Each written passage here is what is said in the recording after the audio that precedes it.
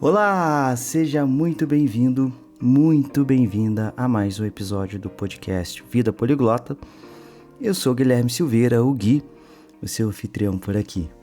Hoje eu quero falar sobre um tema que pode mudar a forma como você enxerga os idiomas: as famílias linguísticas.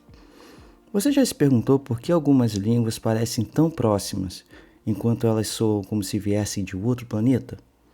Pois é, isso tudo tem a ver com a origem delas e com o que os linguistas chamam de famílias. Bom, de uma maneira bem simples, uma família linguística é um grupo de idiomas que descendem de uma mesma língua-mãe. Eu gosto de imaginar isso como uma grande árvore genealógica. Você tem uma raiz, que é a língua de origem, e dela vão surgindo galhos e ramificações que se tornam novas línguas ao longo dos séculos. Ok, Gui, mas por que isso é importante para quem aprende idiomas? Primeiro, porque ajuda a gente a entender por que algumas línguas são mais fáceis para nós. Segundo, porque mostra que aprender uma língua muitas vezes abre porta para várias outras da mesma família. E terceiro, porque as famílias linguísticas são também uma forma de conhecer a história dos povos, suas migrações, suas culturas e até mesmo as trocas comerciais e políticas que moldaram o nosso mundo.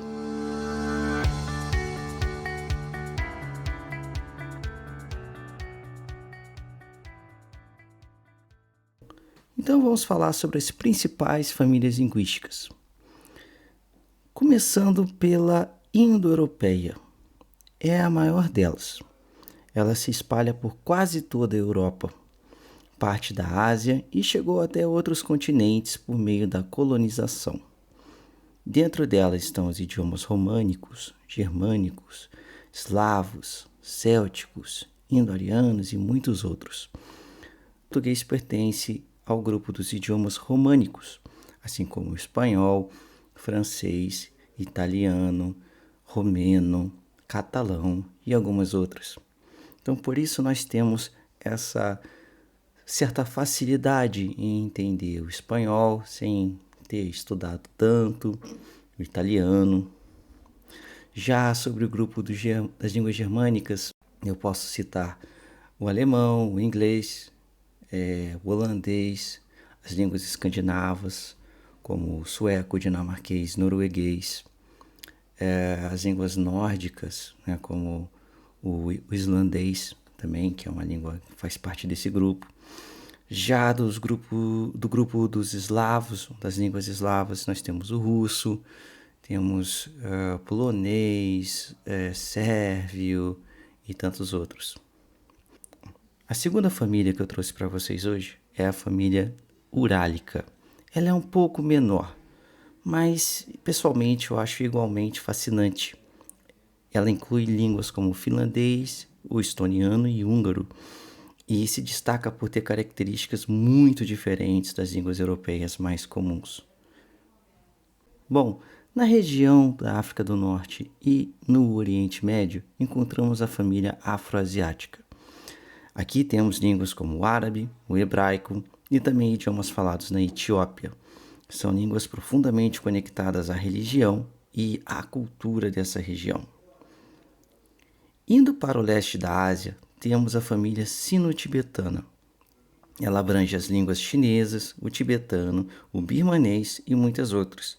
É uma família marcada por grande diversidade e sistemas de escrita únicos.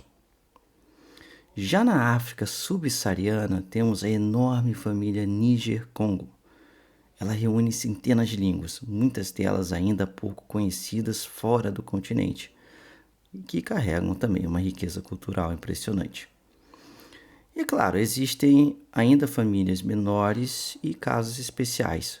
O idioma basco, por exemplo, é uma língua isolada, ou seja, não pertence a nenhuma família conhecida. É falado na Espanha, na região do País Basco, ou seja, na região da cidade de San Sebastián, Bilbao e algumas outras.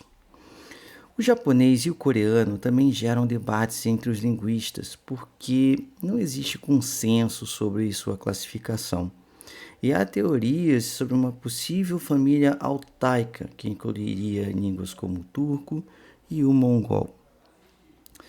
Bom, cada família linguística é, na verdade, um retrato da história humana. Elas mostram movimentos de povos, migrações, guerras e trocas culturais. Se estuda famílias linguísticas, percebe que aprender uma língua nunca é só sobre vocabulário ou gramática, mas também sobre identidade, memória e cultura. Na minha própria jornada, entender as famílias linguísticas foi um divisor de águas. Perceber essas conexões me ajudou a acelerar o aprendizado e, principalmente, a enxergar os idiomas como parte de um todo maior. É quase como descobrir que ao aprender uma língua você ganha parentes distantes de presente. Um caso que eu posso usar como exemplo para vocês foi quando eu aprendi o italiano, né? Eu estudei o italiano, foi a primeira língua do grupo românico que eu aprendi. Depois eu fui para o espanhol e em seguida para o francês. E essas línguas se conectam. Então eu consegui ganhar tempo, vamos dizer assim, conectando o vocabulário principalmente e algumas questões de gramática também. Então, para resumir, conhecer as famílias linguísticas é como abrir um mapa escondido da história humana. E a melhor parte é que, quando você aprende uma língua, você não está apenas se conectando a um país ou uma cultura, mas a toda uma família de povos e histórias. E eu deixo uma pergunta para você. Qual família linguística mais desperta a sua curiosidade? Pessoal, falar sobre famílias linguísticas em tão pouco tempo é uma tarefa muito difícil. Eu tentei ser breve e colocar coisas relevantes nesse episódio para gerar mais curiosidade sobre o assunto. E quem sabe futuramente eu não volte a esse assunto e fale dando mais exemplos sobre essas famílias. Bom, pessoal, estamos chegando ao final de mais um episódio do Vida Poliglota. Muito obrigado por me ouvir até aqui. Se você gostou desse episódio, compartilhe com alguém que também ama idiomas e cultura. Lembrando também que estamos agora com um canal no YouTube chamado Vida Poliglota Podcast e adoraria ver vocês por lá também. Um grande abraço e até a próxima.